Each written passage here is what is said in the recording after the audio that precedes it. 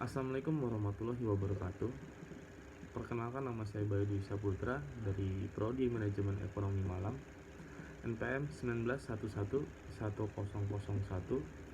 191111013443204. Pertama-tama saya ucapkan terima kasih untuk Bapak Sunarto selaku dosen pengajar di Universitas 17 Agustus 1945. Di video ini saya akan menjelaskan pengertian dari ekonomi internasional.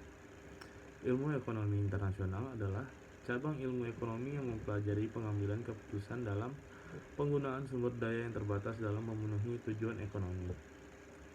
Ilmu ekonomi ini mempelajari bagaimana transaksi internasional mempengaruhi kesejahteraan, sosial, distribusi pendapatan, kesempatan kerja, pertumbuhan ekonomi, kestabilan harga, dan pengaruh kebijakan publik terhadap outcome. Ekonomi internasional merupakan aplikasi dari ilmu ekonomi yang membicarakan berbagai bentuk hubungan antar negara. Hubungan ini meliputi perdagangan barang, faktor produksi, maupun aliran kapital antar negara. Ilmu ekonomi internasional menyangkut beberapa hal seperti mobilitas faktor produksi, sistem keuangan, perbankan, bahasa, kebudayaan, dan politik yang berbeda. Mengapa kita perlu berdagang dengan negara lain antara lain agar kita bisa mendapatkan keuntungan dengan harga yang berbeda, ongkos produksi, pendapatan, dan selera kita masing-masing.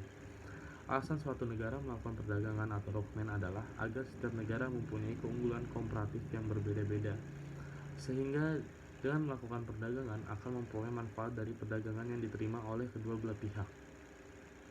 Negara yang melakukan perdagangan untuk tujuan mencapai skala ekonomi dalam produksi adalah dengan melakukan spesialisasi yang akan semakin efisien sehingga dapat diperoleh skala ekonomi yang lebih besar daripada produksi seluruh barang yang dibutuhkan.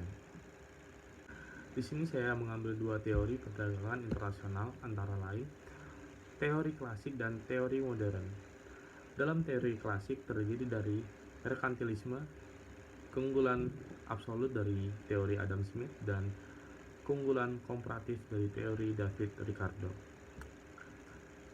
Dalam teori modern terdiri dari faktor proporsi, kesamaan harga, faktor produksi, dan permintaan dan penawaran. Saya akan menjelaskan pengertian dari merkantilisme. Merupakan sekumpulan pemikiran ekonomi yang ada di Eropa selama periode 1500 sampai dengan 1700. Sistem dari ekonomi merkantilis, yaitu pokok pikiran utama merkantilis dengan kesejahteraan suatu negara ditunjukkan oleh kepemilikan negara tersebut akan logam mulia, sementara sumber daya di dunia tetap zero sum game. Sistem ekonomi terdiri dari tiga komponen, yaitu sektor manufaktur, sektor pedesaan, dan daerah jajahan atau koloni.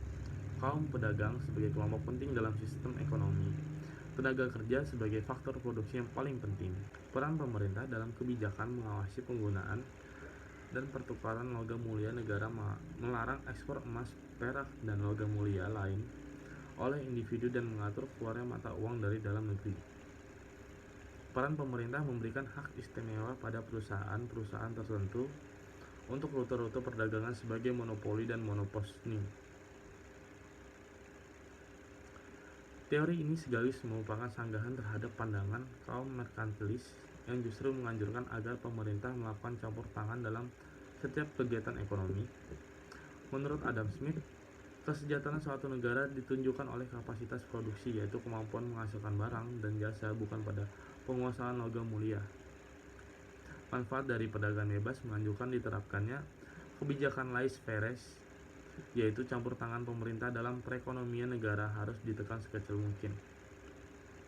Perdagangan bebas diyakini akan menciptakan efisiensi penggunaan sumber daya yang akan memaksimalkan penggunaan sumber daya kesejahteraan bagi dunia. Mungkin itu saja untuk video saya kali ini tentang pembelajaran ekonomi internasional. Untuk video kali ini saya mohon maaf jika ada salah-salah kata, dan terima kasih bagi teman-teman sekalian sudah menonton video saya, dan saya ucapkan salam mahasiswa.